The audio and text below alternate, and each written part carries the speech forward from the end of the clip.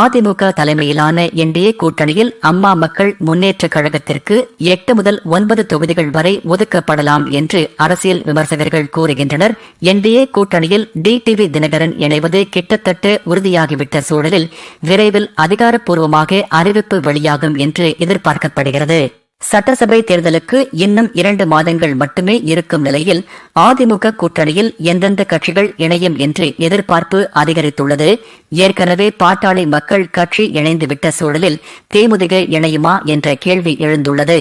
அதேபோல் AC Shanmugam, John Pandian, Tamil மாநில காங்கிரஸ் உள்ளிட்ட கட்சிகள் என்டிஏ கூட்டணியை உறுதி செய்திருக்கின்றன. இருந்தாலும் டிடிவி தினகரனின் அம்மா மக்கள் முன்னேற்றக் கழகம் இந்த கூட்டணியில் இணையுமா என்று விவாதம் ஏற்பட்டுள்ளது. ஏனென்றால் எடப்பாடி பழனிசாமி, அமித்ஷா இடையிலான சந்திப்பு முடிவடைந்த அடுத்த நாளிலேயே டிடிவி தினகரன் டெல்லியில் முகாமிட்டிருந்தார்.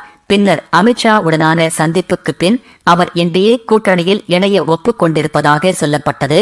அதேபோல் அம்மா மக்கள் முன்னேற்ற கழகம் தரப்பில் இரட்டை இலக்கத்தில் தொகுதிகள் கேட்கப்பட்ட சூழலில் அமித்ஷா தரப்பில் 7 தொகுதிகள் மட்டுமே ஒதுக்கப்படும் என்று கூறியதாக விவரம் அறிந்தவர்கள் சொல்லுகின்றனர். இந்த நிலையில் ஜனவரி 23ஆம் தேதி என்டிஏ கூட்டணி தரப்பில் சென்னையில் மாநாடு நடத்தப்படும் என்று அறிவிக்கப்பட்டது. மதுராந்தகத்தில் நடைபெறும் இந்த மாநாட்டுக்கான ஏற்பாடுகள் விறுவிறுப்பாக நடந்து வருகிறது.